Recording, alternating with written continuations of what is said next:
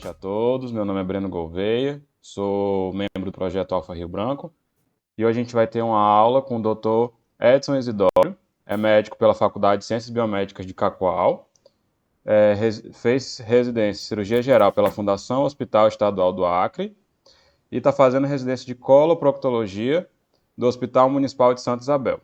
Palavra é sua, doutor. Muito obrigado pela presença aqui com a gente. Vai ser um enorme prazer. Valeu, pessoal. Agradeço o convite. O áudio tá bom aí? Tá sim, tá perfeito. Tá ok. Beleza.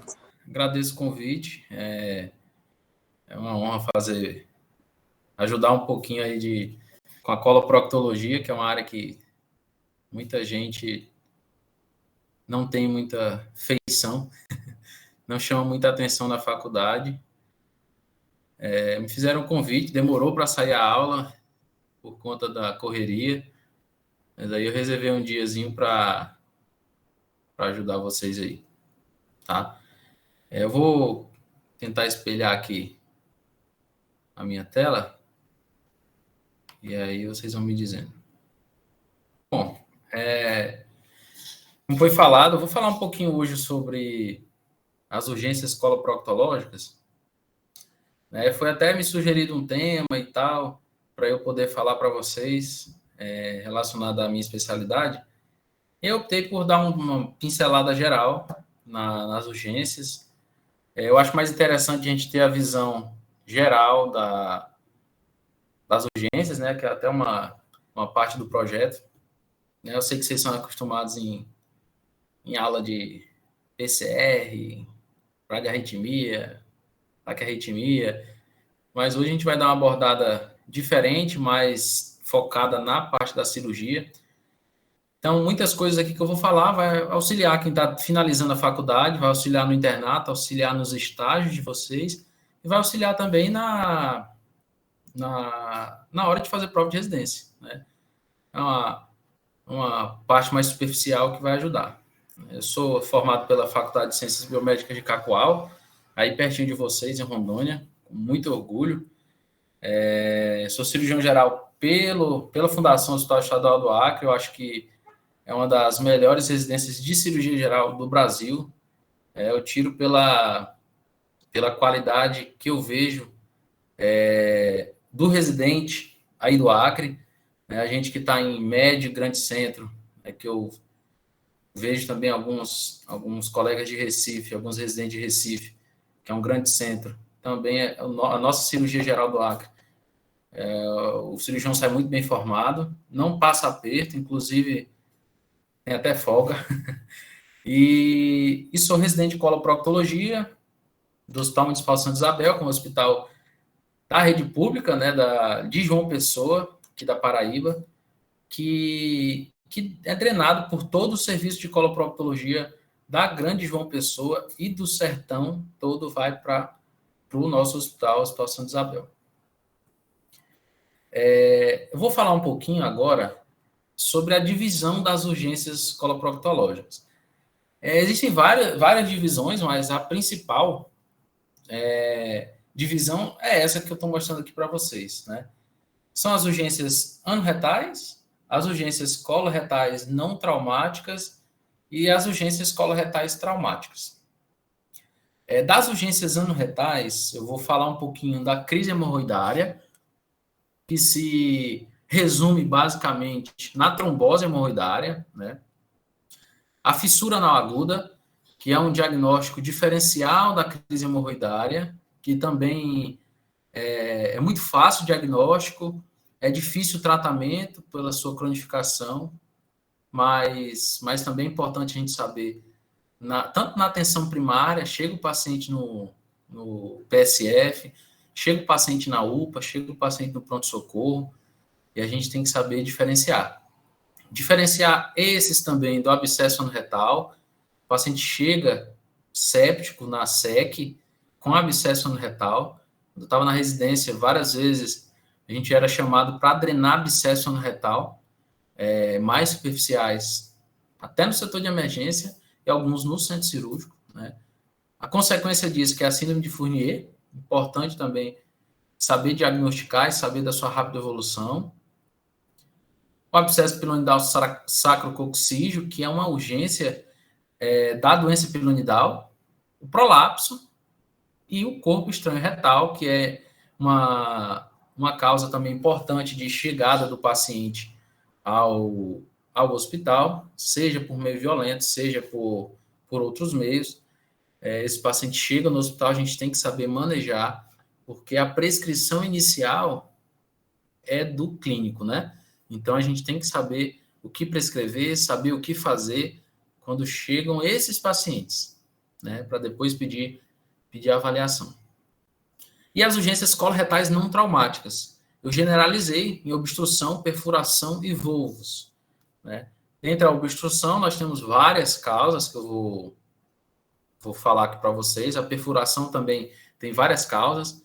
E o volvo, né? Então, vou falar de maneira geral do abdômen agudo obstrutivo, abdômen agudo perfurativo, coloretal, tá? E hoje eu não vou falar das urgências traumáticas, que é uma aula à parte. Na verdade, cada tópico desse é uma aula à parte, né? Vou falar um pouquinho só desses de cima. As urgências traumáticas eu não vou entrar em... Acabo falando um pouco, mas não vou entrar em muita... Não vou esmiuçar muito, porque é bem específico, né? Tem que saber para a prova de residência, tem que saber para a vida, é importante saber, mas é mais do cunho do cirurgião e é uma aula à parte, então não achei interessante colocar agora. E outra coisa que eu também não vou falar, que também é um mundo à parte, é o abdômen agudo, né? A urgência na retocolite ulcerativa, a urgência na doença de Crohn. São situações que eu vou citar um pouco quando suspeitar, mas não vou esmiuçar também a retocolite, não vou esmiuçar a doença de Crohn, que também são quesitos de uma aula longa, né? Várias aulas aí, várias discussões, tá? Então, eu vou procurar falar de pontos que já são bem consolidados na literatura. Resolvi não trazer pontos de discussão, porque agora, nas aulas de residência, a aula é uma exposição de um caso clínico nosso e é mais discussão mesmo de caso. Então, fica uma coisa assim que no final você não chegou a um denominador comum de nada. Então, o importante é a gente saber, basicamente, o beabá da urgência, saber tirar o paciente da urgência e saber quando é da nossa alçada ou não. Então, o primeiro passo para a gente entender as urgências é entender um pouco de anatomia, né? A anatomia do canal anal, ela está diretamente relacionada com os espaços que estão ao seu redor, né, que são formados, certo? Não vou falar muito, mas é importante a gente entender e visualizar os espaços e as fáscias predominantes nessa região, né? Saber que é doloroso, né? O epitélio do canal anal, então o canal anal abaixo da linha pectínea, ela é dolorosa, né? Formada pelas suas colunas cripta de Morgane, e que são lá que vão se formar algumas das urgências, né? E são nesses espaços, ó, espaço supralevantador, espaço iscanal, o espaço perianal, que vão se formar os abscessos, né? O abscesso que a gente mais é acostumado a falar é o abscesso perianal. Lembrar que abscesso perianal não é um termo generalizado, né? O abscesso, ele é um abscesso anorretal, que é no espaço perianal. Então, a gente, às vezes, na prática, tende a um paciente com abscesso de isquianal, a gente tende a falar abscesso anorretal, mas, na verdade, é abscesso perianal, mas, na verdade, é um abscesso anorretal do espaço isquioanal, né? E lembrar também dos espaços posteriores, que são importantes, tá?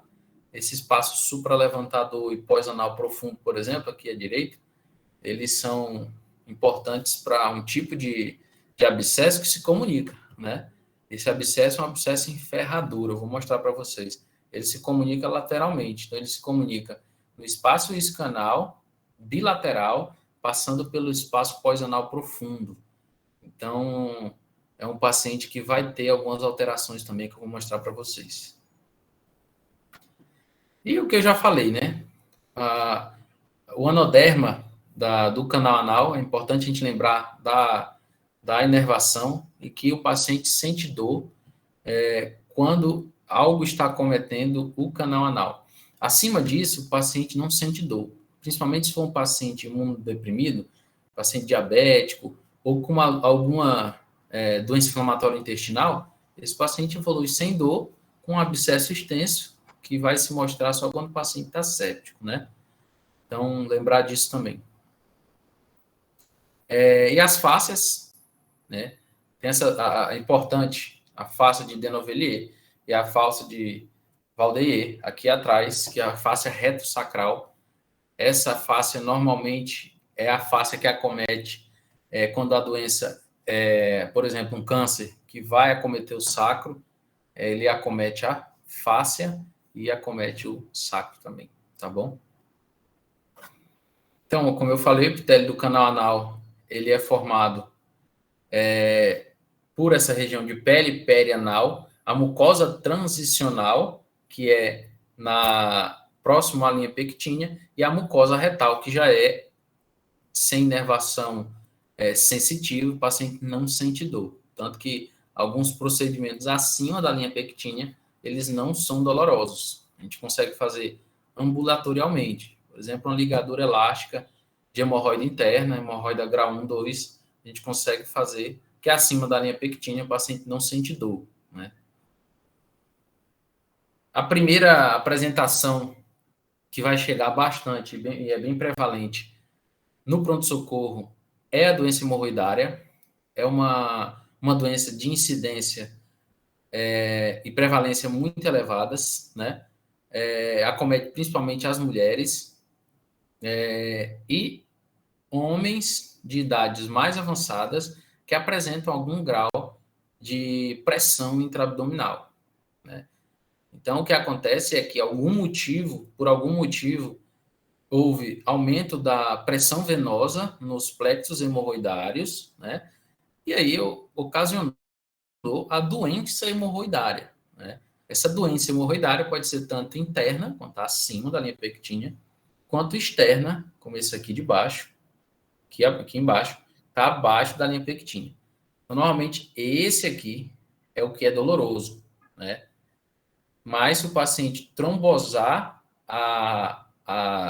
o mamilo hemorroidário interno e esse mamilo cair pelo canal anal, vai comprimir o canal anal e aí vai dar dor, né? O paciente tem, nesses casos de trombose hemorroidária, por exemplo, um acúmulo de ácido lático nessa região, né? Tem aumento da pressão venosa, acumula ácido lático, o ácido lático se converte em dor, né?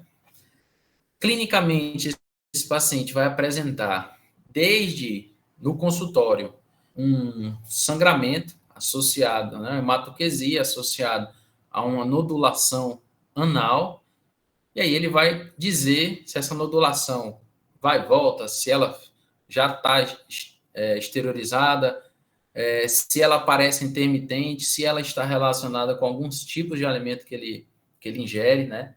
Então, é importante perguntar isso também na história clínica desse paciente, tá? Então, aqui, quando o paciente chega no consultório, é importante a gente fazer algumas perguntas e tentar entender qual é o grau e classificar o grau dessa doença hemorroidária, né?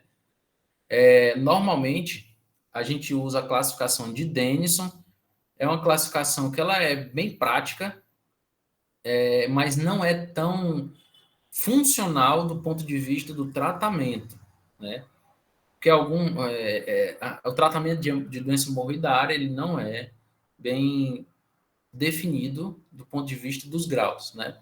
Então, o primeiro grau é aquela hemorroida interna, né? Essa classificação é para hemorroida interna. O primeiro grau é aquele mamilo hemorroidário, que ele tem sangramento, mas ele não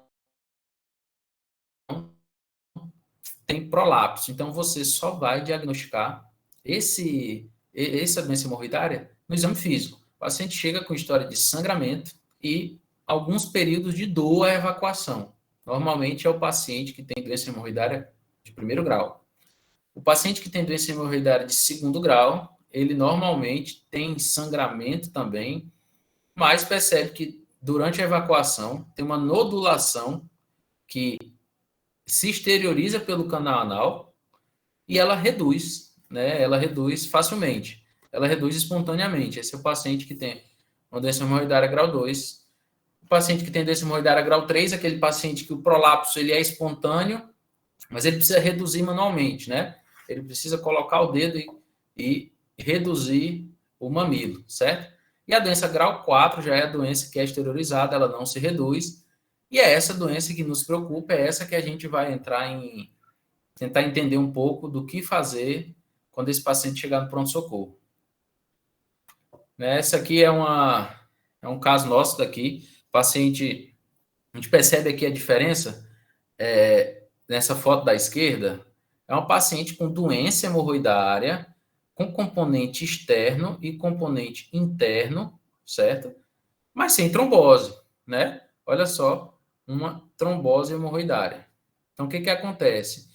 Na trombose hemorroidária, esse paciente evolui com isquemia dos mamilos hemorroidários, certo? A gente pode perceber a diferença.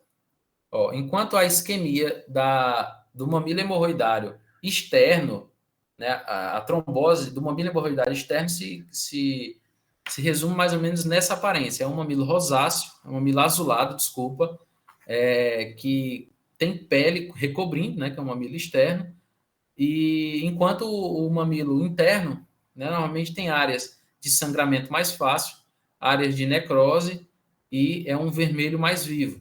É porque ele está acima da linha pectina, certo?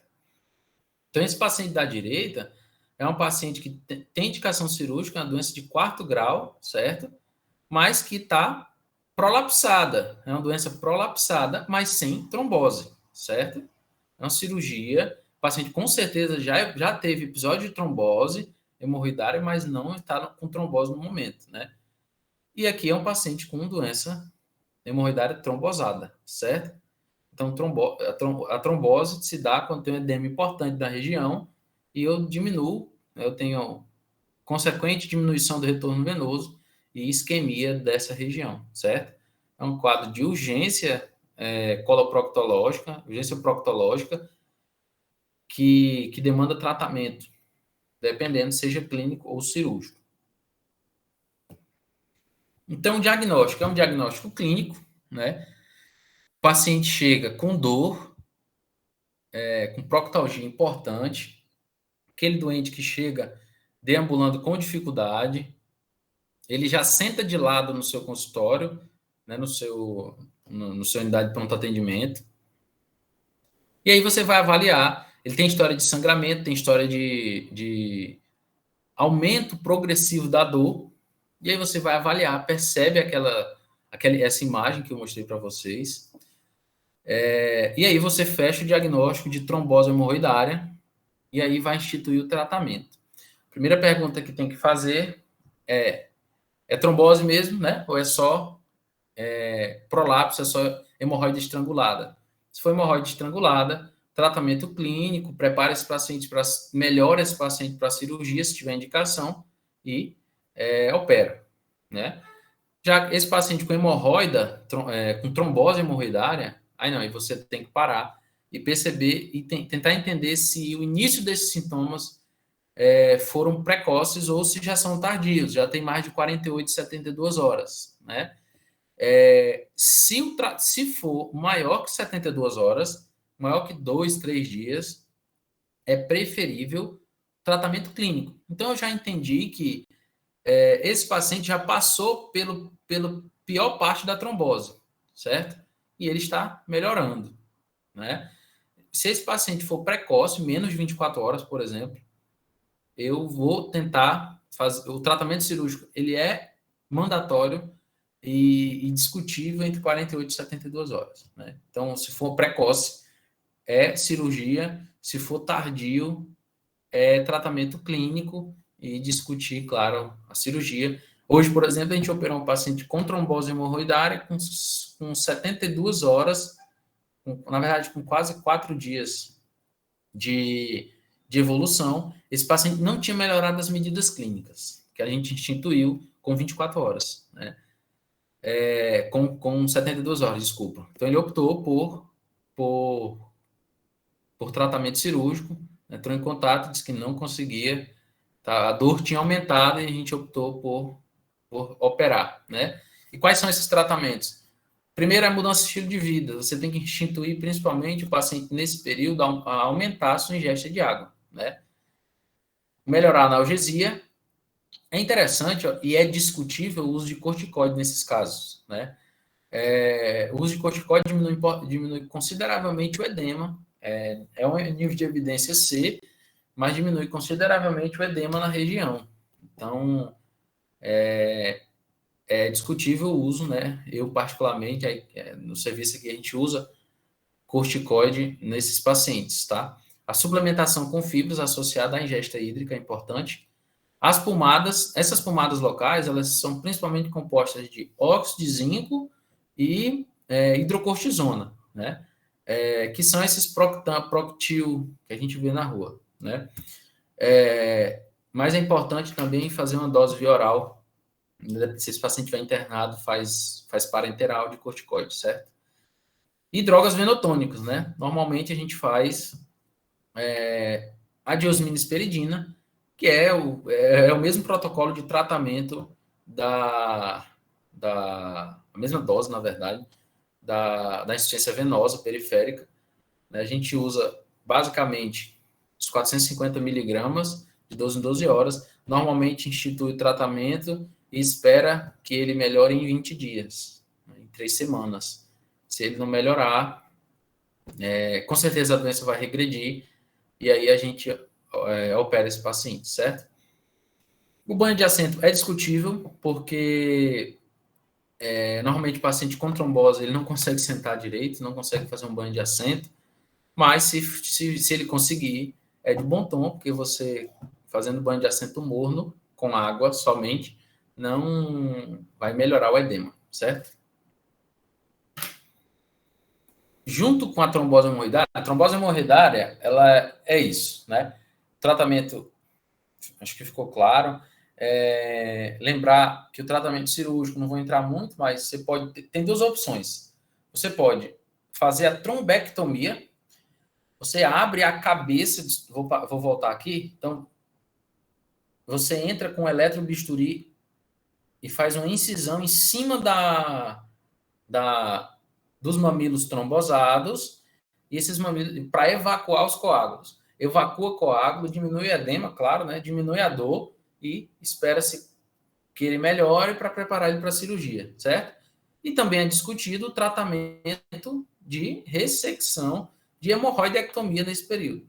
Claro, quando você fizer a raquianestesia, esse edema que você não consegue nem fazer um toque retal aqui, esse edema diminui, você consegue expor melhor, consegue perceber e entender mais, né?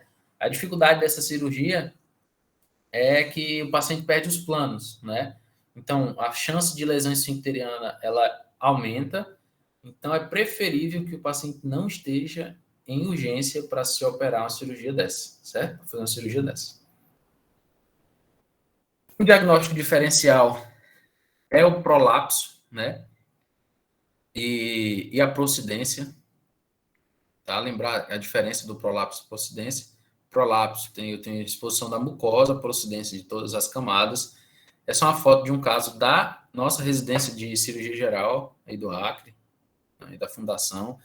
Um paciente com uma história de tabagismo crônico, né, que evoluiu com nodulação na região. Olha só, ele chegou com dor e nodulação na região anal. Então, ele chegou com a mesma história da hemorroida, claro, com um padrão de dor diferente, mas chegou com a mesma história que você só fez o diagnóstico quando fez o exame físico. Então, é importante perceber, né, que eu tenho esse halo central, que é a luz, né, do intestino, e essa mucosa exposta, né?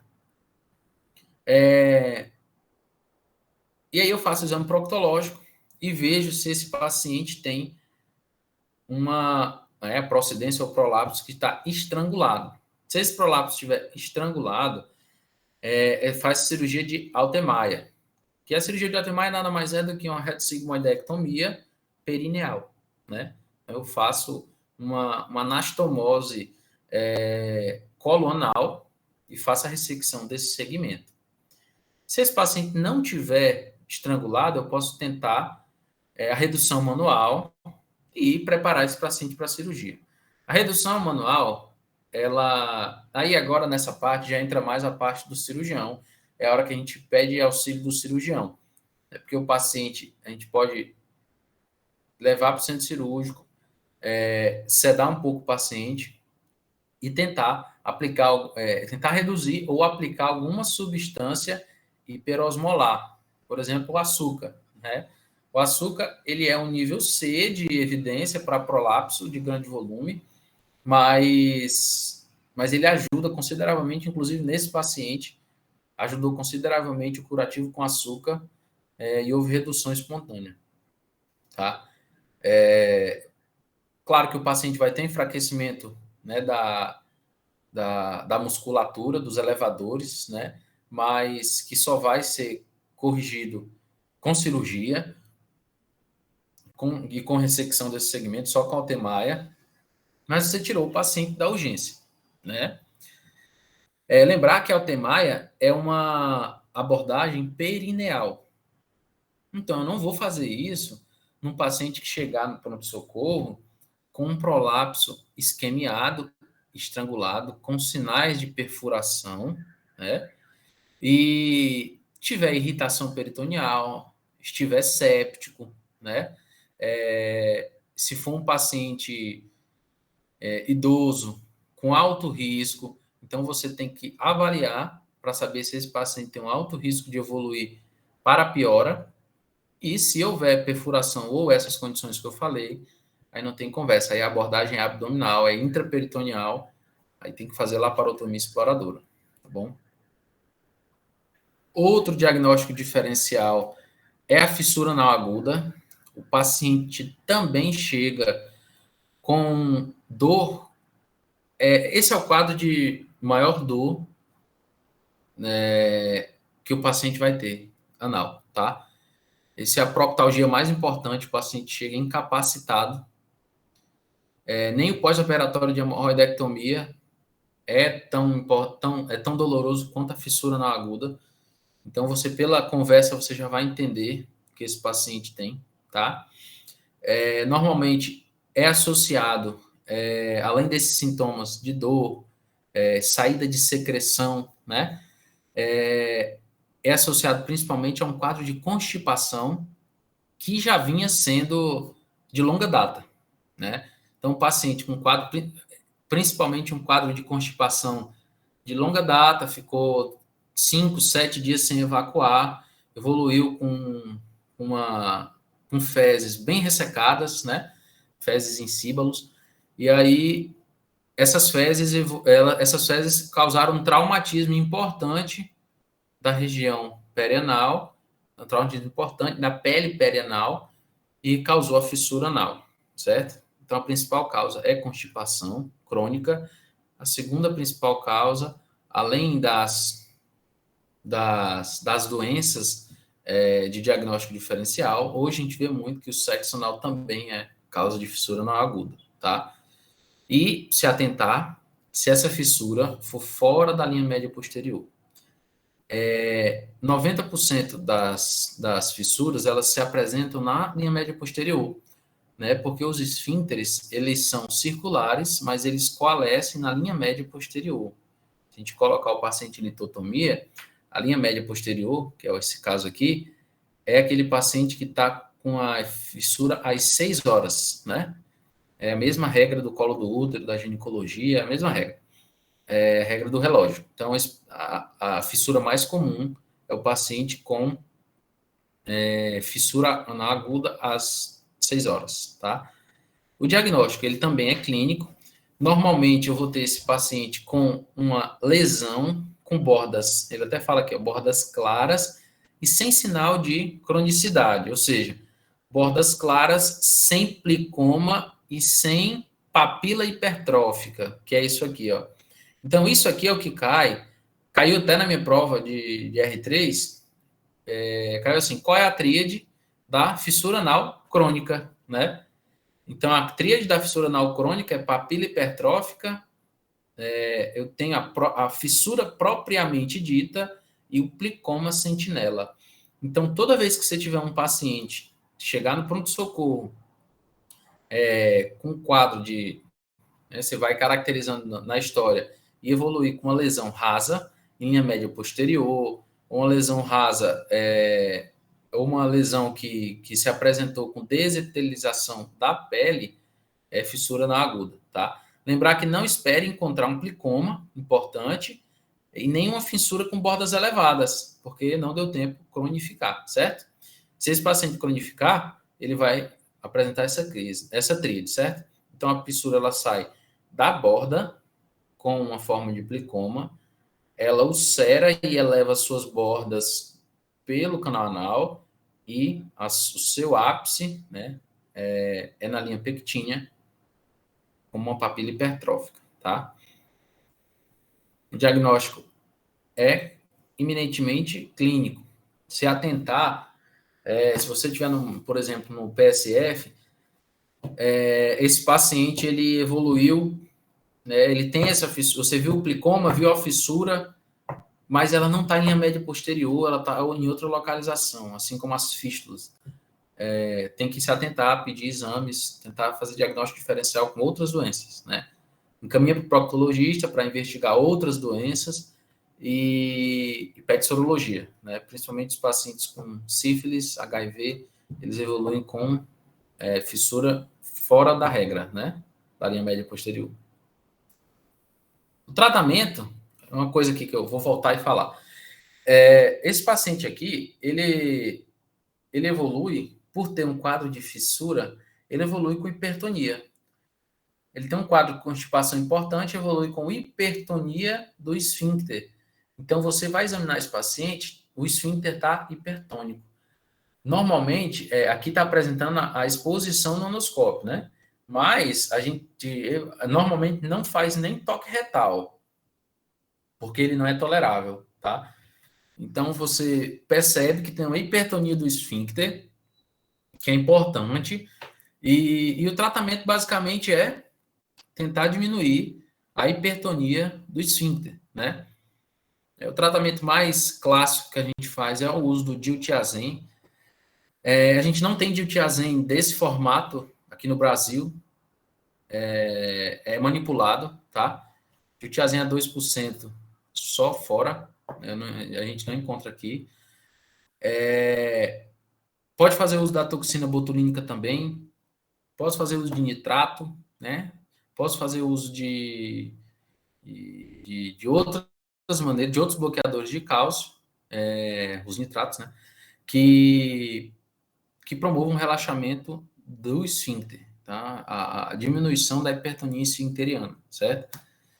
Lembrar que tem que ser associado às medidas higienodietéticas, né? Normalmente esse paciente tem constipação, então você tem que tratar a constipação crônica também, mesmo no seu pronto-socorro, na sua UPA, se o paciente chegar com dor importante, com fissura na aguda, é importante você entender um pouco de constipação, saber o que passar, que aí já é outra aula, mas é importante saber para poder manejar e não deixar esse paciente constipado.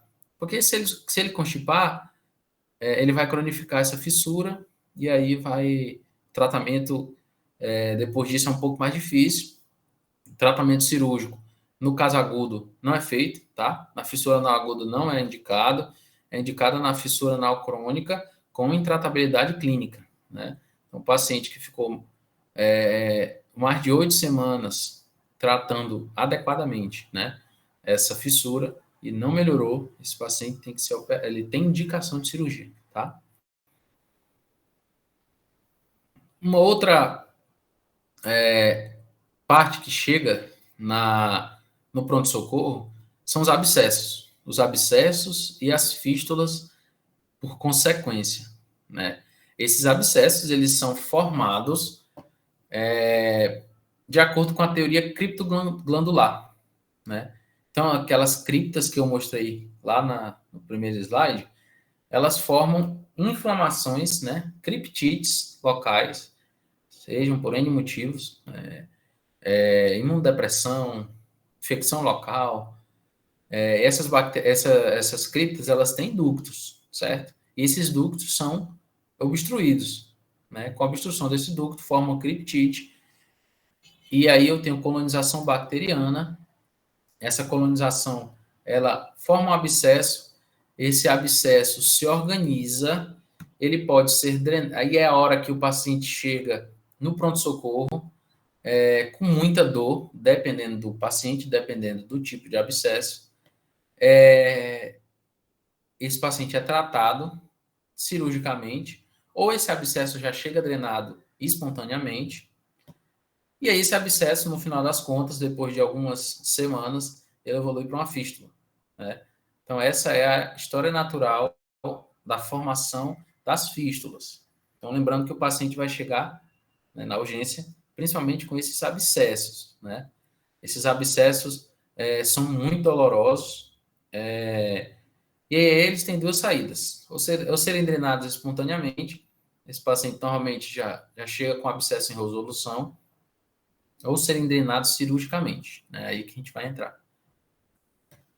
Esses abscessos, os abscessos anorretais, eles são classificados conforme a sua localização, certo? O abscesso que é mais comum é o abscesso perianal.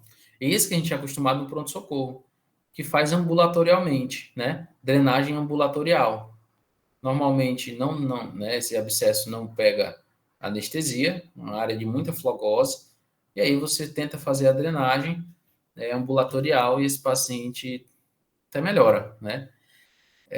Então, como vocês já podem ver, o tratamento desses abscessos é drenagem, certo? A clínica deles muda de acordo com a sua localização, tá?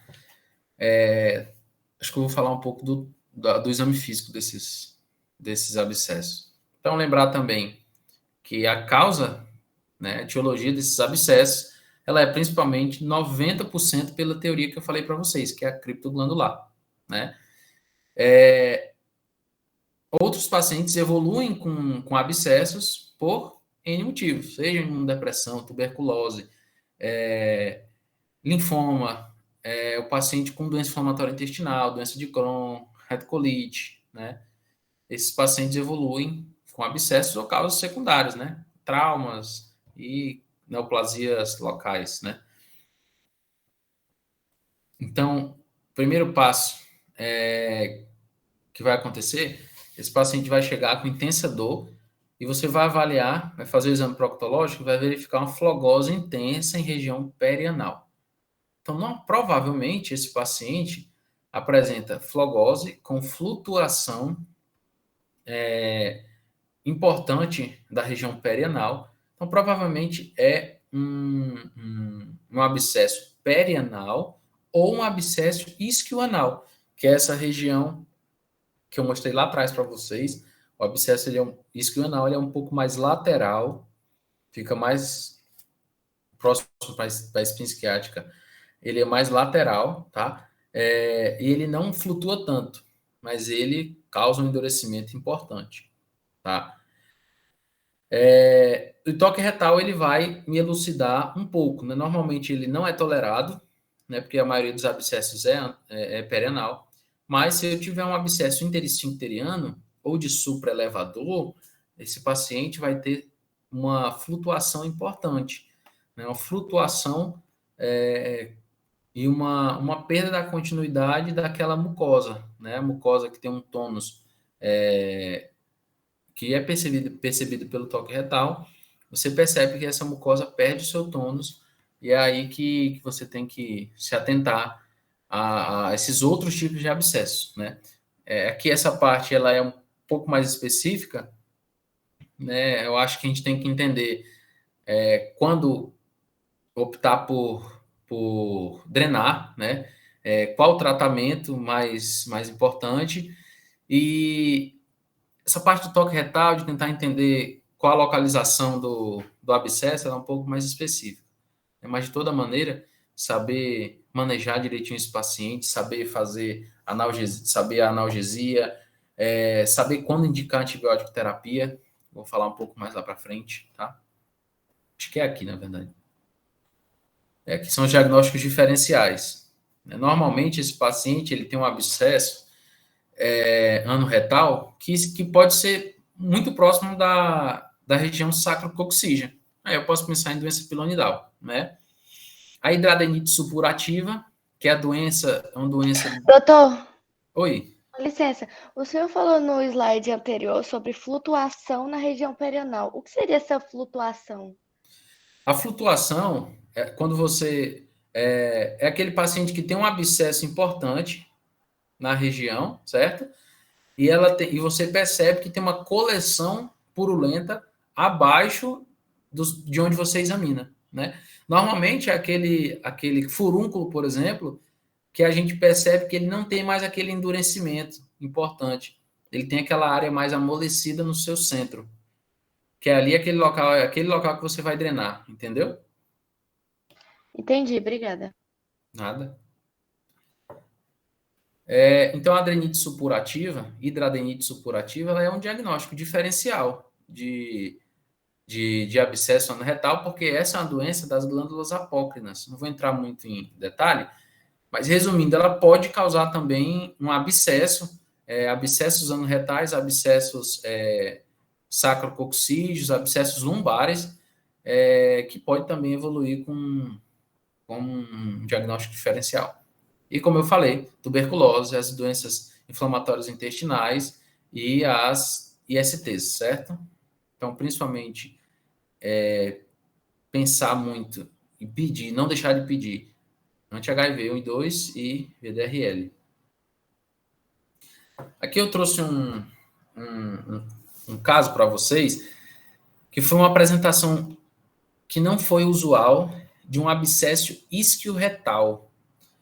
Esse abscesso isquio-retal é naquela região que eu falei que é um pouquinho mais lateral e mais interior, que é o maior espaço que a gente tem,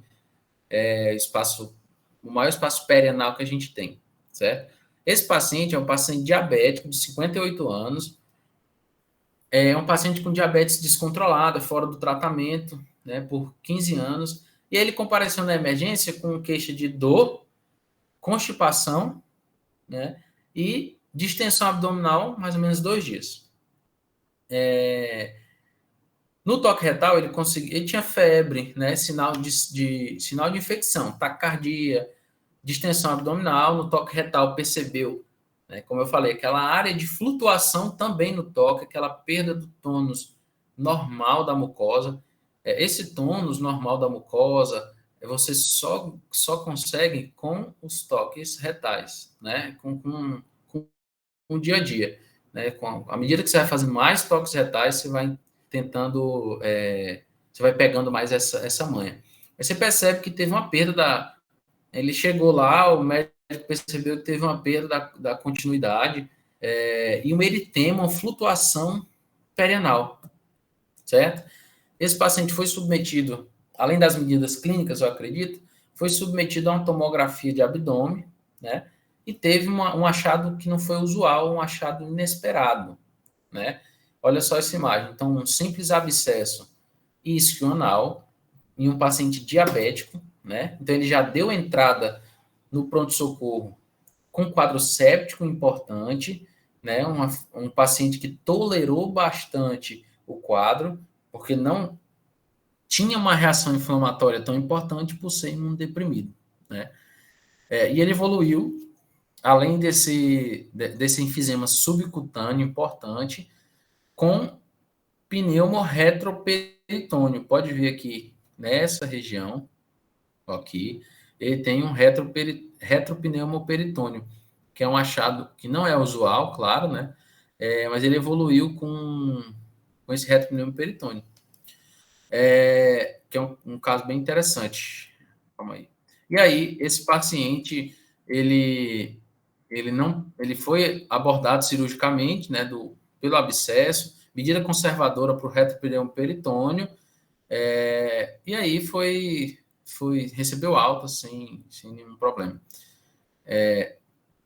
O que eu quero falar com tudo isso é que a literatura, ela traz que a gente só deve fazer antibiótico de amplo espectro para paciente com algum grau de imunossupressão, um paciente que foi refratário à drenagem, então você chegou,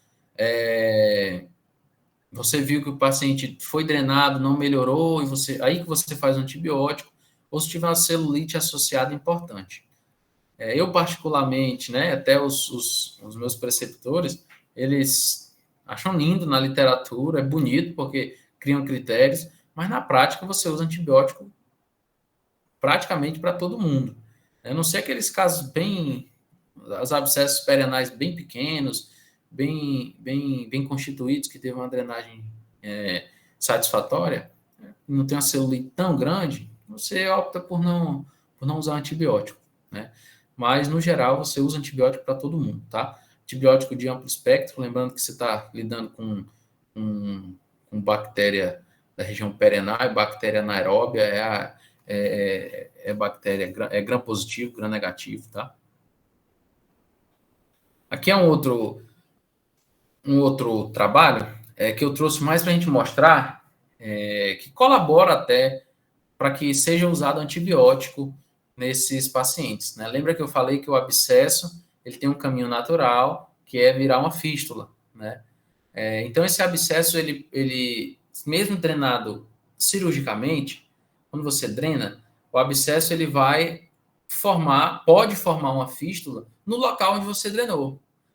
Então, quando você for drenar, é preferível que você drene próximo à região perianal.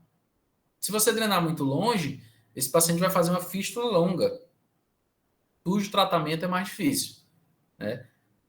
Então, drene sempre próximo, tá? Eu vou mostrar uma figurinha ali, mais ou menos como faz. E aqui ele mostrou que... Oi? Com licença, eu tenho uma dúvida. A fístula, ela vai se formar espontaneamente ou só depois que a gente intervir, ela vai acabar se formando? Ela seria uma complicação dessa nossa intervenção cirúrgica, no caso, ou naturalmente vai formar essa fístula? A fístula, ela se forma independentemente se o abscesso foi drenado cirurgicamente ou não. Às vezes o paciente chega com um abscesso que resolveu espontaneamente e algumas semanas depois evoluiu para uma fístula, né? Então, o local onde esse abscesso drenou espontaneamente é o orifício externo da fístula. E o orifício externo, e aquele paciente que você drenou cirurgicamente, o orifício externo vai ser o local onde você fez a drenagem. Então, independe. Os pacientes evoluem com fístula até aqui, ó, mais ou menos 16, 20, mais ou menos 20% dos pacientes com abscesso vão evoluir para fístula, sejam drenados espontaneamente ou cirurgicamente. Não tem diferença na porcentagem de pacientes que vão evoluir com fístula, seja paciente drenado cirurgicamente ou espontaneamente, tá? Certo, obrigada. O que acontece é que os antibióticos, eles podem reduzir foi mostrado nesse trabalho, em revisão sistemática, que eles podem reduzir a porcentagem de formação de fístula, né? É estatisticamente pequeno, mas diminui ali de 24% para 16% dos pacientes evoluem para fístula. Então, concluindo, os pacientes que foram usados, vamos lá. Então, o paciente chegou, teve um abscesso perianal, você optou por drenar, viu aquela área de flutuação, optou por drenar aquela área de flutuação e entrou com antibiótico. Então, você fez a conduta certa, né? Esse paciente tem 36% de chance tem 36% de chance menor de evoluir com fístula, em relação àquele paciente que drenou espontaneamente em casa, né? Que não usou antibiótico e aquele abscesso, ele ficou mais tempo e ele cursou mais para que fosse formada uma fístula, tá? Então, por isso que é importante abscesso diagnosticado, abscesso drenado e uso de antibiótico, né? Essa é a minha opinião em relação ao uso de antibiótico, tá? Aqui saiu trocado, né? Acho que na edição ele virou. Deixa eu só... Deixa eu virar essa imagem aqui rapidinho.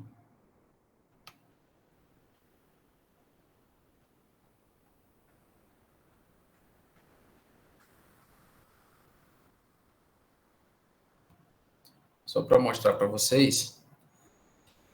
Eu não sei se vocês conseguem perceber que esse paciente ele tem um abscesso que ele se comunica, é bem difícil, mas tem que forçar. Ele se comunica bilateralmente, né? Que é aquele abscesso em ferradura, aqui a imagem está melhor, certo? Então, esse paciente tem um abscesso, esse aqui é o típico paciente que chega no pronto-socorro com dor perianal, dor em baixo ventre, uma dor pélvica importante, é diabético, você não sabe o que está acontecendo com ele, pede tomografia, pede avaliação da cirurgia, e aí o cirurgião olha também e fica com dificuldade de ver isso aqui, né? Mas aqui pode ver que é um abscesso nessa região, esse é o abscesso, né? Um abscesso no espaço pós-anal profundo, que se comunica bilateralmente com o espaço isquianal, certo? Então, é um abscesso que a gente chama de abscesso em ferradura, né? Ó, um formato de ferradura. A chance de evolução desse abscesso é maior, porque ele consegue invadir mais tecidos, né? Então, e tanto que ele se comunica bilateralmente por esse espaço, tá? Então, um abscesso grave. Aqui, ó, né, nesse corte, a gente consegue perceber que a formação desse abscesso aqui, ó, no espaço pós-anal, certo? Aqui eu vou passar bem rápido, mas quando você tem um abscesso extenso que está duvidoso, você não sabe a localização, o melhor exame para ele não é tomografia, não é ressonância no momento, né? Ressonância é boa para fístula, é um ultrassom endonal. A ultrassom endonal ela é fácil de ser conseguida, porque você só precisa de um probe circular, mas ela é difícil de se interpretar, né? Não são todos os coloproctologistas e nem os gastroenterologistas que conseguem fazer, que sabem fazer ultrassom endonal, tá? Então, lembrar que é um exame importante, um exame bom para fazer esse tipo de diagnóstico. Um outro tipo de ultrassonografia transperineal. Essa aí é com probe normal para a superfície, tá? E aí você já percebe, ó, nesses casos, tem um abscesso, né? E já tem até um trajeto. Então, provavelmente, esse paciente vai formar uma fístula aqui, cujo orifício interno será aqui. Esse será o trajeto fistuloso e por aqui será o orifício externo, certo? Esse ultrassom ele é bom para você avaliar os abscessos na síndrome de Fournier, as celulites importantes, e ele é uma alternativa para aquele ultrassom endonal que a gente falou. Em caso o ultrassom endonal não esteja disponível, a gente faz um transperineal, certo? Também um ultrassonografista geral, né? Ele tem dificuldade de fazer também ultrassom transperineal, mas com treinamento consegue, tá? Então, olha aqui para a gente ver a abordagem cirúrgica, né? Lembrar que a anestesia provavelmente não vai conseguir, mas lembrar que você não vai fazer um pique, né? Você tem que tirar uma tampa, porque senão esse paciente vai evoluir, vai fechar isso aqui, né? Ou você tira uma tampa, ou você deixa um dreno, normalmente um dreno de Perroso, um dedo de luva, para esse pertuito perpetuar, né? Importante aqui normalmente aqui quem já faz é o cirurgião, né? porque é próximo dos esfíncteres, tem que individualizar a função esfincteriana. Então, essas drenagens de abscesso perianal, melhor deixar para a parte da cirurgia, né? Os abscessos de pele em geral, acho que é importante saber drenar também, mas é o mesmo princípio, tem que tirar a tampinha, tá? Não pode só fazer aquele pique que a gente é acostumado a fazer, não. Né? A gente é acostumado a fazer um pique na área de flutuação e drenagem, né? É importante tirar essa tampinha aí, tá?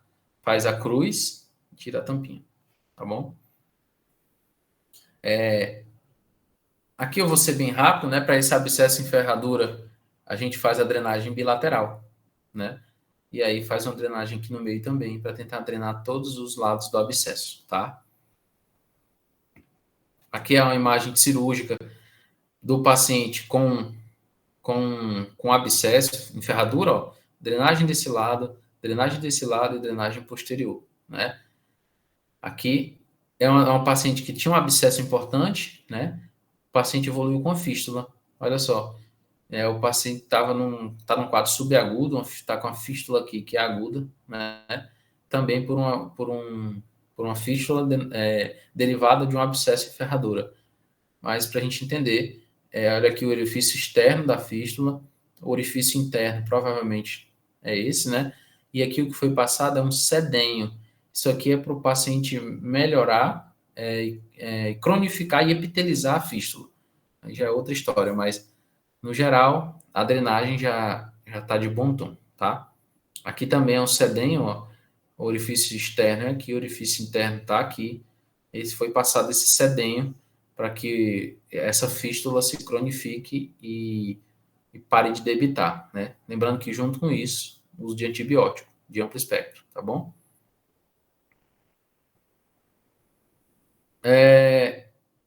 Aqui normalmente é para prevenir, como fazer a prevenção dos abscessos e como eles vão evoluir para a fístula. Não vou falar tanto não, tá? E aí, uma das complicações do abscesso, normalmente esse paciente chega com essa figura A, né? Um pouco menor. É esse que é o paciente que chega. Mas tem que ficar atento que normalmente é um paciente diabético, um deprimido, né? Então, esse paciente pode evoluir mal, né? Ele pode tanto ter uma retenção urinária pela anestesia e pelo próprio quadro clínico, por irritação do trato urinário baixo, sangramento importante pelo local de drenagem, recidiva do abscesso, né? Normalmente recidiva quando você não drena satisfatoriamente, não deixa um pertuito importante, a própria fistulização, que eu expliquei para vocês, e a mais temida doença, a síndrome de Fournier, né, que é a gangrena de Fournier, que é ocasionada por bactérias multiresistentes, principalmente Clostridium, né, que evolui rapidamente. Em 24 horas o paciente tem perda tecidual importante, né? Isso é muito importante saber diagnosticar a síndrome de Fournier e saber tratar corretamente, né? Lembrar que quando chega um paciente com síndrome de Fournier, você não tem que... é uma síndrome de Fournier, antibiótico, mantenha avaliação da cirurgia, né? Ficar no pé para a cirurgia avaliar, para a cirurgia desbridar essa região, porque o tratamento efetivo ele só vem com desbridamento cirúrgico, tá? A antibiótico terapia, ela é um suporte, né? Mas se você vê, a evolução da síndrome de Fournier, ela não é diária, ela é horária. Então, o paciente, você está no plantão, você recebe o plantão às 7 da manhã, examina o paciente, não é a mesma coisa do final da tarde. Então, é bem recorrente, principalmente, né, nos pacientes diabéticos, imunocomprometidos também. É importante saber diagnosticar, tá? Apresentação tanto perianal, apresentação escrotal, tá bom? Uma outra urgência é o abscesso pilonidal. Né? O abscesso pilonidal, ele é a fase aguda da doença pilonidal, que é uma doença dos, o próprio nome fala, dos pelos, né? A fisiopatologia da doença pilonidal, ela não está tão relacionada, tão esclarecida. Mas sabe-se que é uma doença que evolui gradativamente, que tem chances de agudização, né? E uma doença relacionada ao enovelamento dos pelos. Então, normalmente acontece na região sacrococcígea, mas pode acontecer em outros locais, tá? Pode estar relacionado ao fechamento incompleto do tubo, mas não é tão relacionado, não é tão certo assim, tá? Alguns pacientes que têm o fechamento incompleto podem evoluir com doença pilonidal. O diagnóstico é eminentemente clínico também, tá?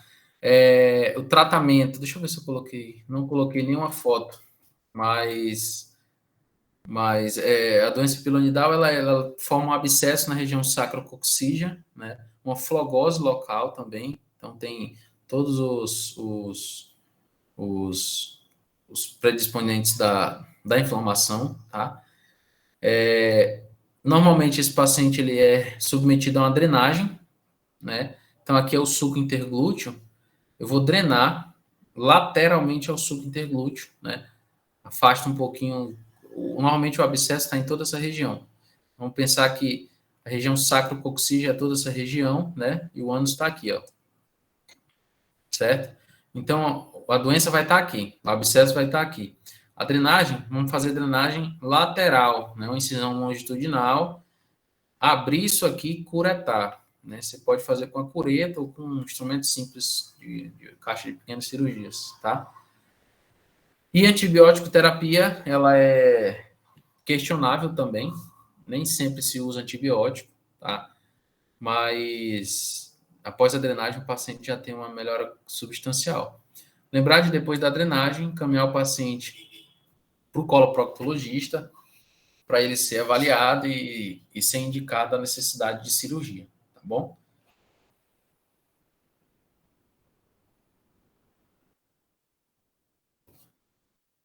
Então, normalmente acontece, né, nesses pacientes em homens jovens, é o que mais acontece, que evolui com dor sacrococcígea, um abaulamento, uma flogose local e uma saída de secreção purulenta, né? Esses pacientes também têm orifícios, tá? Também, né, no abscesso, na doença pilonidal, existem orifícios, e esse orifício tem um trajeto também. Esse trajeto pode dar para dentro do canal anal. Normalmente não, normalmente ele é superficial, que se estende sobre o sacro, tá? E aí, nessa suspeita, eu faço exame proctológico e confirmo a doença pilonidal, né? Lembrar de investigar os diagnósticos diferenciais, que são aqueles que a gente já falou, tá? Se tiver indicação de cirurgia, faz a drenagem cirúrgica e curetagem. Curetagem é você raspar embaixo, né? Hoje em dia, a gente sabe que não precisa mais você ter aquela técnica de chegar até o sacro para poder ressecar toda a doença. Você pode drenar e curetar, né? Fazer a antibiótico terapia e lembrar, tricotomia semanal. Se o paciente evoluir com o aumento dos pelos na região, ele vai perpetuar a doença, né? E lembrar, ó, das sinais de alarme, né? Uso de antibiótico terapia e investigar diagnósticos diferenciais, tá? Uma outra coisa que chega muito, né, como eu falei para vocês, é o corpo estranho retal. Ele tem tanto etiologia acidental ou violenta, né?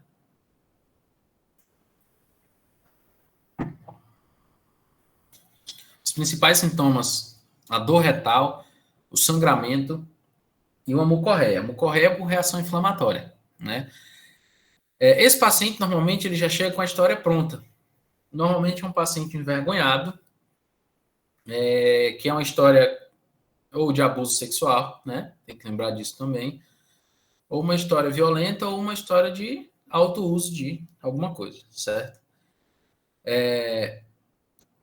E aí você rapidamente faz o pensamento clínico e pede um raio-x simples de abdômen, né? Você pede um raio-x simples de abdômen, uma rotina radiológica de abdômen agudo, na verdade, para você entender a localização, que objeto é esse, e entender se tem perfuração, né? Faz o exame físico, vê se o paciente tem irritação peritoneal, e aí, se você for fazer o toque retal, tem que ser feito, né? Com o toque retal, você consegue visualizar a altura desse corpo estranho, né? Você consegue entender o que é, né? E o raio-x te ajuda, tá? Eu coloquei aqui cuidado com o toque retal, porque às vezes você não sabe o que tem lá dentro, né? Você pode cortar seu dedo. Então tem que tomar cuidado com isso, tá? E o uso da retossigmoidoscopia. A retossigmoidoscopia, ela não está indicada naquele paciente que chega no pronto-socorro, você quer saber o que é, vai fazer uma retossigmoidoscopia. Até porque você não vai nem conseguir individualizar isso. E outra coisa, na retossigmoidoscopia a gente insufla ar, né? Se você insufla ar em um intestino que está esquemiado ou está sofrido, ele pode perfurar, né? Então, você pode provocar uma perfuração intestinal. Então, é de bom tom não fazer a retossigmoidoscopia. De maneira geral, esse paciente chega, se pede um raio-x simples de abdômen e pede a avaliação da cirurgia, né? O cirurgião, deixa eu ver aqui. O cirurgião, ele vai tentar entender, tentar fazer extração manual, levar para o centro cirúrgico, sedar o paciente, né? Tentar fazer extração manual através de anoscopia. Se ele não conseguir, aí tem que fazer por via abdominal, tá? Se não tiver sinais de perfuração, sofrimento de alça, ele pode fazer a rafia primária, né?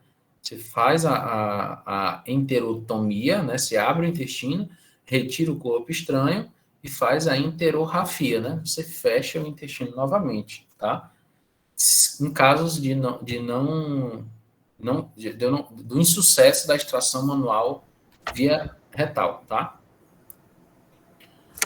E o que eu coloquei aqui para a gente atentar o tempo e os sinais de instabilidade, né? Se o paciente tem sinais de instabilidade hemodinâmica, né? Se ele tem muito tempo com aquele corpo estranho, provavelmente deu tempo isquemiar, deu tempo perfurar, né? Por isso a importância da rotina radiológica de abdômen agudo, né? Então aqui a gente vê, ó, se o paciente tem pneumoperitônio com corpo estranho retal, a gente não pensa mais, né? O que se resta fazer é a laparotomia exploradora, né? Então, na tomografia, no seu serviço é fácil fazer uma tomografia, você faz a tomografia e percebe aqui em cima, ó, pneumoperitônio, né? Então, o pneumoperitônio na tomografia, ele fica superior, né? Principalmente a gente procura acima do fígado, que é quando os menores volumes de gás ocupam essa região, certo? E aqui no raio-x de abdômen, paciente em pé, raio-x de tórax, desculpa, paciente em pé tem o sinal do pneumoperitônio, certo? Aqui eu coloquei só, como eu falei, que eu ia falar só um pouquinho do trauma, mas normalmente no intraoperatório, se o paciente tem uma laceração importante, tem um trauma retal importante, você consegue classificar esse trauma, né? Os traumas retais grau 1 são normalmente os traumas que a gente consegue fazer a extração manual e o paciente não tem nenhuma repercussão sistêmica, né? Que é o paciente que tem uma contusão retal e um hematoma, mas ele não desvascularizou, não tem sofrimento de alça, né? Do grau 2 para frente, aí não. Aí o paciente tem laceração, necessita de abordagem cirúrgica, né? Aí não tem conversa, aí é laparotomia exploradora, né? A abordagem é via abdominal, tá? Então, como ele colocou, a maior parte das lesões, né, ela é classificada de corpo estranho retal, por corpo estranho retal é classificada em grau 1. Né? Então, a maioria dos pacientes vai acontecer igual aquele paciente que chegou no pronto-socorro, que ficou bem famoso, né? Você vai fazer a extração via retal, pronto, certo? Aqui eu falo, para trás, eu falei as principais urgências proctológicas, né? Daqui para frente eu vou falar um pouquinho da parte do intestino grosso, né? A parte do cólon, tá? Então, eu vou começar falando da obstrução do intestino grosso, né? É uma pincelada bem por cima, porque cada tema desse tem uma aula por fora, né? Então, tem uma aula só de abdômen agudo obstrutivo, né? Então, aqui é uma aula específica de obstrução do intestino grosso, tá? Então, a principal, a obstrução do intestino grosso, ela é muito presente, tá? Principalmente em idosos, né? Com história, a principal causa é câncer de cólon, né? Que tem lesões intraabdominais por neoplasia de cólon, né?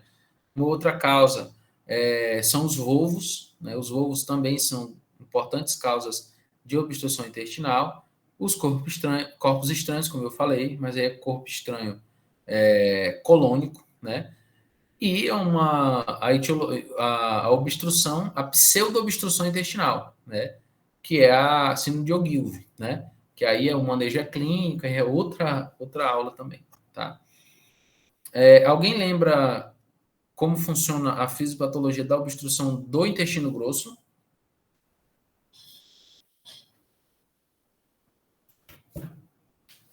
Ela é bem simples, né? Não muda tanto. A única coisa que tem é que esse paciente, ele tem que lembrar que o paciente normalmente ele tem uma válvula competente, uma válvula iliocecal competente. Então ele vai fazer uma obstrução que a gente chama em alça fechada, né? Essa obstrução vai evoluir com edema, uma distensão importante, certo? Pelo acúmulo de gases. Eu vou diminuir o retorno venoso, né? Consequentemente, fazer oclusão arterial. Fazendo oclusão arterial, isso vai ter sofrimento de alça. Do sofrimento de alça eu tenho isquemia com morte celular, né? Necrose, morte celular e a perfuração intestinal. Então, esse é o caminho do paciente que tem uma obstrução intestinal. Normalmente, esse paciente, não tem um tempo determinado, mas grande parte dos pacientes chega com iminência de perfuração ou com perfuração já, tá? Então, o quadro clínico desse paciente, ele vai chegar com um quadro de distensão abdominal importante, vai falar ou não, né? Vai relatar parada de eliminação de flatos e fezes. Normalmente é um paciente que estava flatulando normalmente, mas tinha uma história de alteração do hábito intestinal nos últimos dias, uma dor abdominal inespecífica, e aí nos últimos dias evoluiu com essa parada de eliminação de flatos e fezes, né? Distensão abdominal, às vezes tem vômito, se for de grande monta, essa obstrução por muito tempo, vai ter vômito fecaloide, né? O paciente vai evoluir no exame físico com hipertimpanismo, né? E aí você vai ver esse paciente, independentemente de qual paciente seja, né? Dadas suas pormenoridades, esse paciente precisa passar pela rotina radiológica e laboratorial de abdômen agudo, né? Alguém consegue rapidinho me dizer o que é o abdômen agudo e o que compõe a rotina laboratorial e radiológica do abdômen agudo? Alguém lembra?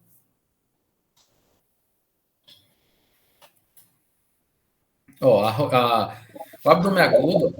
Uma dor superior a 6 horas, uma dor Isso. abdominal superior a 6 horas, e quanto à rotina, é um raio-x, em posição ortostáticas, PA PA, e em decúbito lateral, pode ser direito. Tá, isso, a rotina laboratorial, ela é composta, eu vou mostrar para vocês, normalmente são exames gerais, para a gente tentar excluir ou diagnosticar alguns outros tipos de abdômen agudo. E a rotina radiológica, ela é composta pelo raio-x de tórax, né? Como ele falou, o raio-x de abdômen. E o raio-x de abdômen, ele é em pé e deitado, né? Porque se eu faço o raio-x com o paciente em pé, o ar sobe, então eu vou conseguir ver pneumoperitônio, né? E deitado eu consigo avaliar a alça, avaliar a distensão, né? Então é uma tática boa, certo? Então sempre que eu tiver paciente com dor abdominal, você fica, meu Deus, o que eu vou fazer? Tem que vir na cabeça, rotina radiológica de abdômen agudo e rotina laboratorial de abdômen agudo, né? Então, que é uma dor abdominal acima de 6 horas, esse é o termo genérico o conceito genérico para abdômen agudo, tá? Então, esses são os exames. Os exames que eu falei, raio-x de tórax, raio-x de abdômen em pé deitado, e os exames laboratoriais úteis no abdômen agudo, né, que são inúmeros, como vocês podem ver. Um hemograma importante, né, os eletrólitos desses pacientes cursam com distúrbio hidroeletrolítico. Lembrar que esses pacientes são sépticos, né? Paciente séptico evolui com lesão renal aguda, né? Uma insuficiência renal aguda pré-renal, é importante, tá? Um EAS para excluir, lembrar que as infecções de trato urinário, elas são um diagnóstico diferencial de abdômen agudo, porque mimetizam o abdômen agudo, né? E lembrar que um EAS, né? Um sumário de urina alterado não fecha diagnóstico, porque tem alguns tipos de abdômen agudo, principalmente abdômen agudo inflamatório, cursa com alteração do EAS, né? As mulheres, beta-HCG, amilase, lipase, excluir pancreatite, né? Excluir os quadros de vesícula e vias biliares, e o lactato para a gente prever o quão séptico e análise sistêmica desse paciente, tá? Aqui a gente vê, por exemplo, um paciente com distensão abdominal importante, né? Vou mostrar direitinho esse sinal lá na frente. E esse aqui é um enema que não se faz mais, assim, se faz, mas é bem mais difícil encontrar. Um paciente com enema opaco, né? De duplo contraste de cólon, com esse sinal da maçã mordida aqui. É um típico de estenose, né? De subestenose e estenose de cólon, né? Por neoplasia de cólon, tá? Mas, no geral, a gente não faz mais. O enema opaco, o enema com duplo contraste, foi substituído pela tomografia, tá? Então, a gente usa tomografia, rotina radiológica do abdômen agudo, ficou com dificuldade, solicita uma tomografia, né? Então, a primeira coisa é eu estabilizar esse paciente, né? Eu não posso solicitar uma tomografia esse paciente estando instável. Claro que não é aquilo que a gente sabe do trauma, né? Que não se faz tomografia com o paciente instável. Mas eu preciso hidratar bem o paciente, né? Porque esse paciente vai precisar ser administrado contraste. Então, ele não pode ter uma insuficiência renal, não pode ter sofrimento renal para eu poder investigar e saber o que está acontecendo, tá? Então, aqui a gente vê uma obstrução em alça fechada, tá? Eu consigo perceber a distensão importante, presença de níveis hidroaéreos, né? E a distensão de alça de intestino grosso, tá? Uma coisa que eu queria perguntar para vocês, que eu queria deixar claro primeiro, é que a principal público-alvo que evolui com obstrução intestinal é o paciente idoso, primeira coisa, né? A segunda coisa é que, por conta disso, a principal causa de obstrução intestinal no idoso, né, é a neoplasia de cólon, tá? E aí eu queria saber o que vocês acham da colonoscopia, né, da instituição da colonoscopia na urgência, né? Se está indicado colonoscopia, por exemplo, uma tomografia de um paciente desse, com distensão abdominal, ó, se você fizer a percussão aqui, vai estar hipertimpânico, né? O paciente está obstruído, né? Qual o papel da colonoscopia nesse momento? Vocês acham que Tem indicação, assim, de colonoscopia?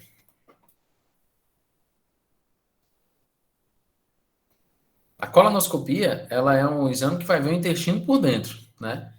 E aí é o mesmo princípio que eu falei. Ela vai insuflar ar, né? Se você insufla ar em um abdômen obstruído com sofrimento, né, você predispõe perfurações grosseiras, né? Então não é indicado na urgência colonoscopia. Não faz colonoscopia, não faz parte da rotina do abdômen agudo, tá? E Edson, só uma Oi, dúvida. E no volvo de sigmoide, aquela sigmoidoscopia flexível? isso eu vou falar. Só certo, Vou certo. falar dela, vou falar dela, você vai ver. Mas existe a abordagem, a abordagem endoscópica, né?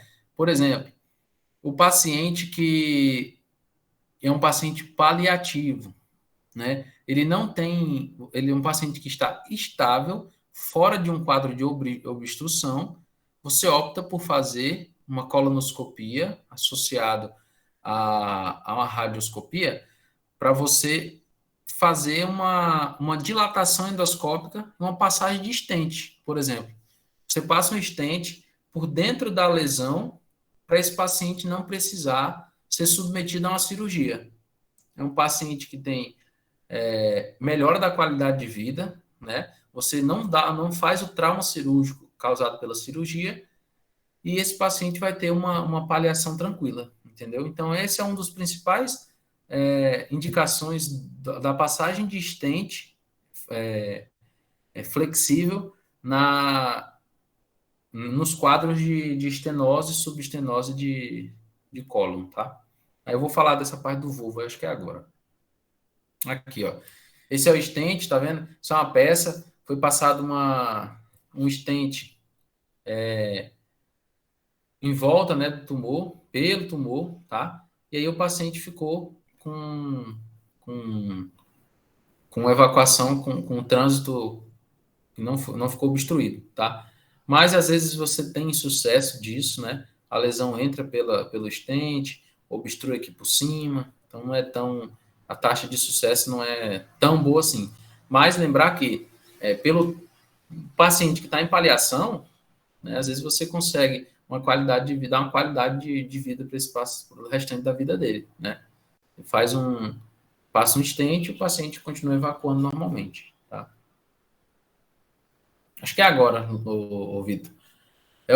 O voo de sigmoide, como o Vitor falou, ele pode ser abordado por endoscopia, né? Ele tem esse aspecto em catavento, então esse é um achado clássico do voo de sigmoide. Né? O paciente já passou pela rotina radiológica de abdômen agudo. Eu vi que esse paciente não tem estabilidade hemodinâmica, ele não tem perfuração de alça, ele não está séptico. Então, eu optei por um tratamento endoscópico. Então, veja, depois de perfuração excluídas complicações, eu optei por um tratamento endoscópico do volvo de sigmoide, né? Então, aqui ele vai se apresentar com esse aspecto de catavento. Não me pergunte por quê, que falaram que é um catavento, que eu não vejo. Mas é uma mucosa que se coalesce e tem esse orifício pouco central, né?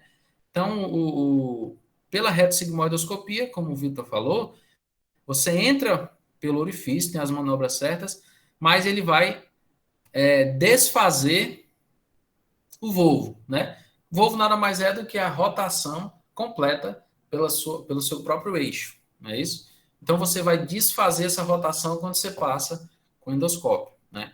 Tem taxa de insucesso, pode ocorrer perfuração, não é isento de sucesso.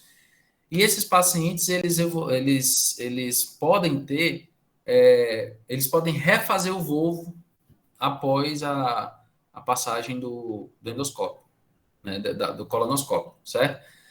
Normalmente você deixa uma sonda aí no meio para tentar fazer de molde, para que não consiga o volvo ser refeito, mas 30% dos pacientes evoluem ainda com volvo, né, com revolvo de sigmoide, e aí você opta, dependendo do paciente, pela abordagem cirúrgica, tá? E aí a abordagem cirúrgica depende, né? Depende do como está esse intestino, depende da doença de base, se eu vou fazer só uma pexia, uma colopexia, ou se eu vou fazer uma colectomia direita, uma retossigmoidectomia, depende do achado, tá bom? Então, basicamente isso aqui, né? Eu suspeitei. Lembrar que o volvo ele não é só de sigmoide, né? Tem outros volvos, existe volvo de colo transverso, volvo de seco, né? O principal é o volvo de sigmoide e o volvo de seco, tá? Então, eu tive suspeita de volvo, é um volvo de sigmoide, certo?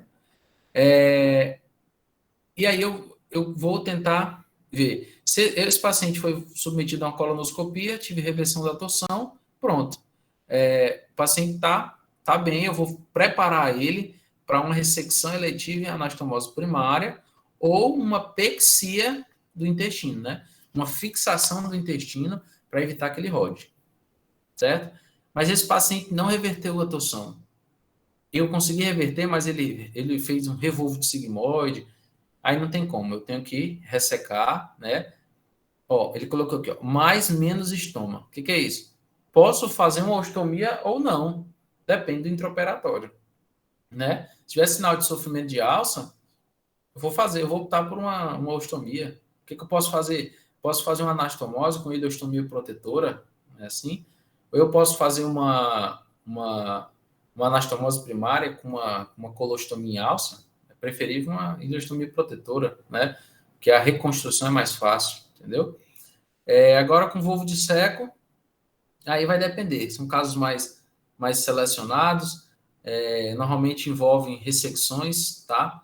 E podem evoluir com ileostomia e anastomose primária, dependendo do achado intraoperatório, tá bom? Bom, assim, eu falei um pouquinho mais dessa parte de obstrução, agora eu vou falar um pouquinho da diverticulite, tá? Tá acabando.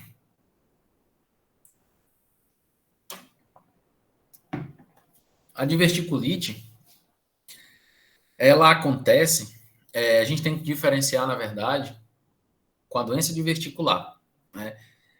A doença diverticular, ela é diferente da diverticulite aguda. Os pacientes a diverticulite aguda, ela é um quadro agudo, né?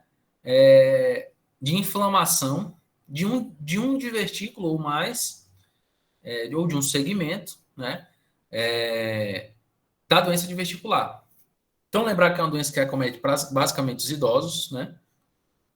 40% dos idosos acima de 60 anos têm doença diverticular, certo? E aqui é um pouco contraditório, mas normalmente 60%, 80% dos pacientes acima dos 80 anos têm doença diverticular. A doença diverticular, ela acontece por enfraquecimento, né, da parede, quando esses vasos retos eles penetram na parede do intestino. Então, há uma fragilidade, certo? E aí ocorre a formação de um divertículo. E esse divertículo pode inflamar, né? Pode obstruir e evoluir, pode pela sua própria secreção, ou por um alimento, ou fecalita, enfim. Ou espontaneamente, evoluir para um quadro de diverticulite, tá?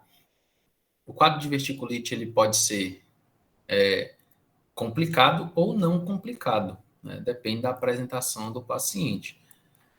Então, ele é um quadro complicado ou um quadro não complicado. Pode ser crônico também, mas aí é mais atípico.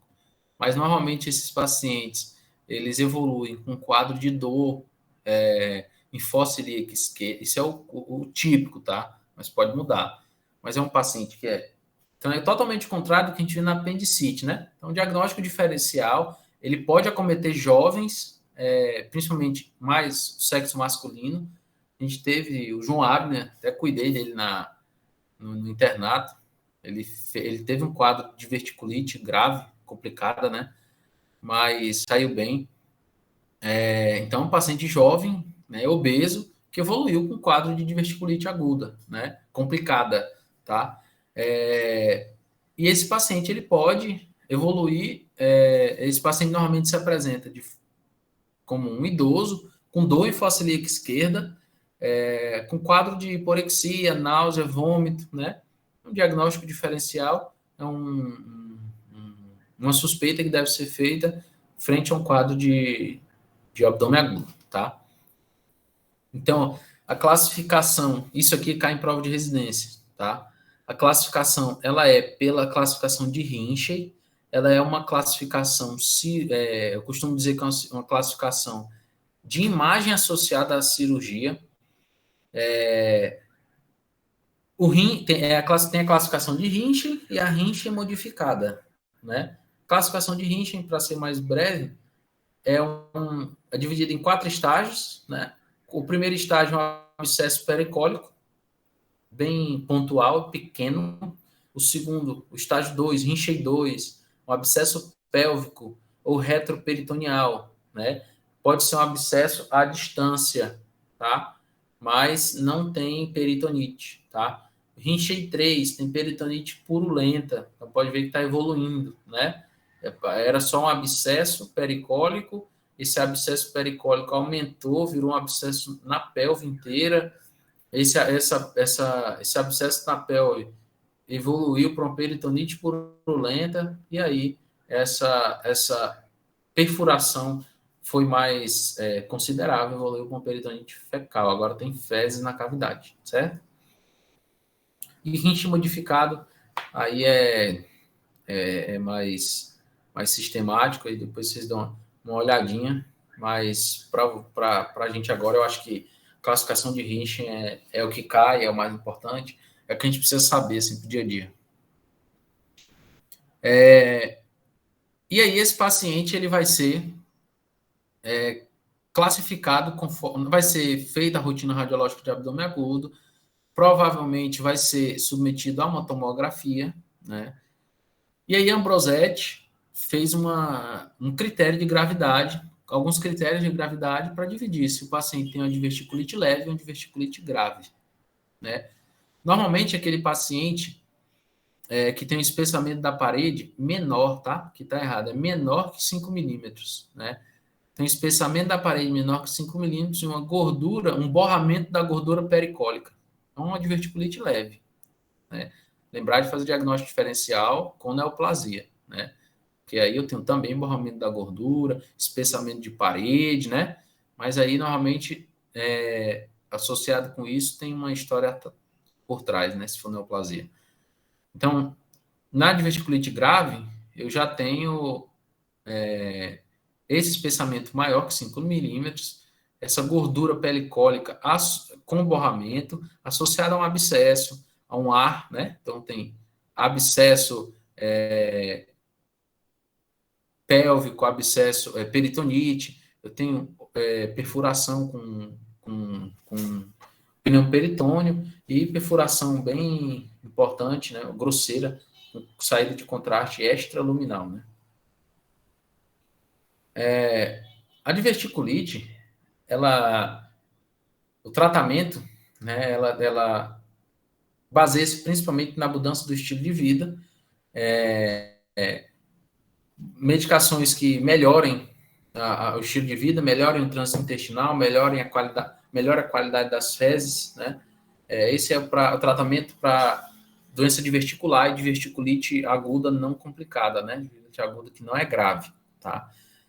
Se esse paciente tem condição de alta, né, foi uma diverticulite aguda que não complicou, né, um abscesso pericólico, um abscesso pequeno, né, esse paciente pode ir para casa sem problema nenhum, tá? E aí vai com antibiótico, né? Esse antibiótico tem algumas das alternativas aqui embaixo, né? Mas se esse paciente tem condição, ele vai ficar internado, aí a mesma coisa, restrição alimentar, antibiótico parenteral, tá? Isso é nos casos de uma diverticulite aguda que não é complicada, tá bom? Já o paciente com quadro de diverticulite aguda, né, que é complicada, ele tem 2 caminhos, né? Ou ele é uma complicada com abscesso, ou ele é complicado com perfuração. Essa perfuração aqui, como eu já vinha falando, aqui não tem boca, né? É cirurgia, certo? E aí, se for uma diverticulite aguda complicada com abscesso, eu posso fazer drenagem do abscesso ou tentar tratamento clínico, né? Essa drenagem ela é percutânea, tá? Guiada por ultrassom ou por tomografia, né? Normalmente faz drenagem guiada por ultrassom e antibiótico terapia, o paciente sai bem, né? Você não precisa... Você tira o paciente da urgência e programa uma cirurgia eletiva, que normalmente esses pacientes, eles evoluem para uma cirurgia de urgência, que eu preciso fazer uma ostomia. Então, é um quadro mais grave, que demanda mais cuidado. O paciente precisa passar por outra cirurgia depois, que é a reconstrução, né? Então, se eu puder tratar clinicamente e tratar com antibiótico e drenagem e conseguir resolver, ótimo, né? Esse aqui é um grande debate, tá? Na coloproctologia, na cirurgia geral, sobre quando não operar de diverticulite aguda, esses borderline, né? Com abscesso pequeno, abscesso que não tem peritonite, né? Abscesso localizado, tá? O grande problema nosso aí em Rio Branco é eu conseguir ter acesso, né? À drenagem percutânea. Normalmente não tem. Existem alguns cirurgiões que fazem, né? Mas aí fazem por boa vontade. A maioria vai operar, tá? A maioria indica laparotomia exploradora, que também não está errado, tá? Lembrando que sempre em um trabalho que você estuda, sempre a abordagem cirúrgica de maior confiança do cirurgião, ela também tem que ser levada em consideração, né? Se o cirurgião se acha mais apto a operar esse paciente do que fazer uma drenagem percutânea, pronto, opera-se, tá? Então, a retirada do dreno aqui, ela é de acordo com o uso do antibiótico, com débito, né? Tomografia de controle, então é bem visita de clínica cirúrgica mesmo, né? Que vocês vão ver ou estão vendo no internato.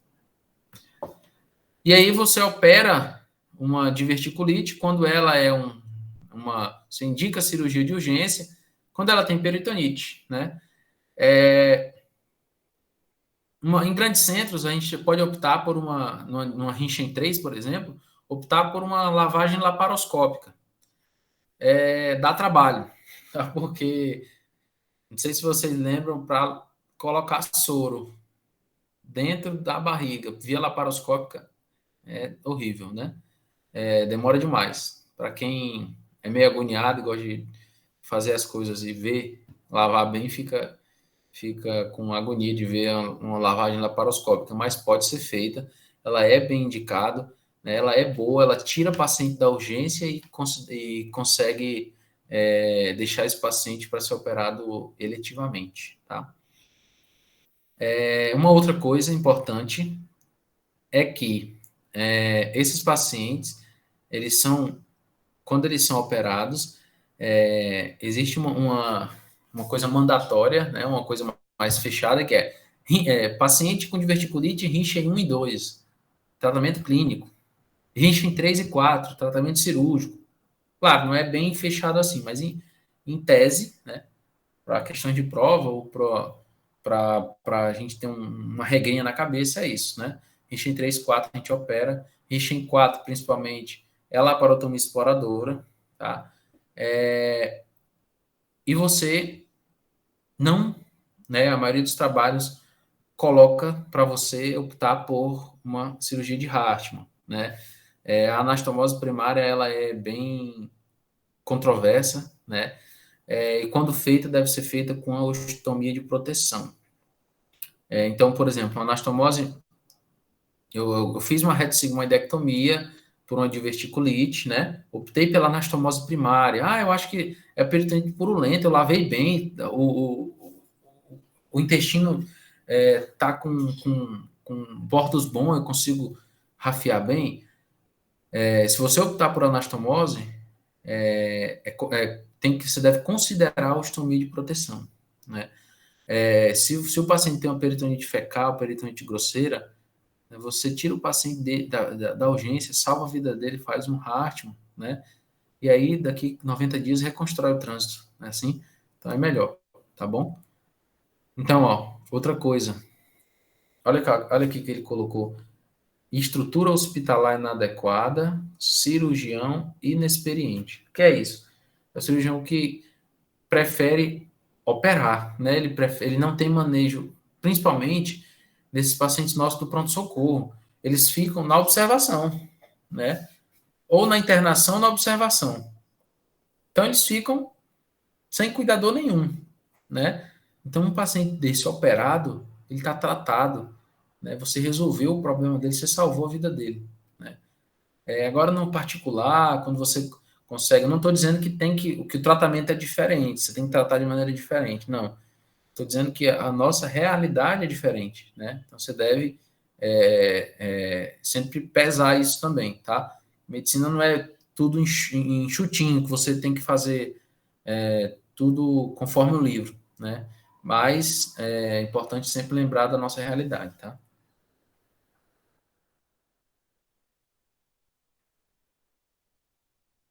Bom, pessoal, era isso. Eu usei esses 3 livros aí embaixo. Para quem quiser dar uma olhada, né? Acho que eu tenho PDF, pode me pedir, pegar meu número aí e pedir os livros. E também usei o PubMed para a gente olhar aqueles artigos e quem quiser também ler alguma coisa sobre, tem lá, tá? E é isso, obrigado.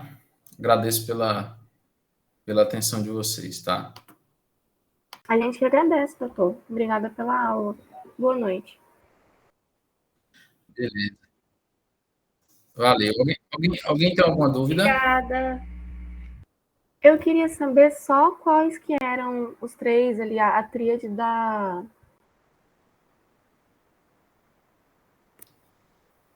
aguda.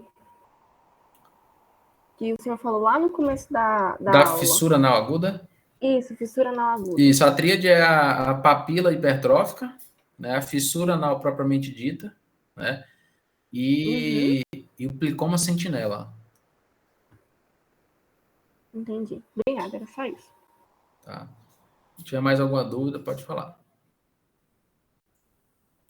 Beleza. Precisando de qualquer coisa, pede para dar um toque aí que a gente está aqui. Valeu, pessoal. Um abraço para todo mundo aí. Tchau.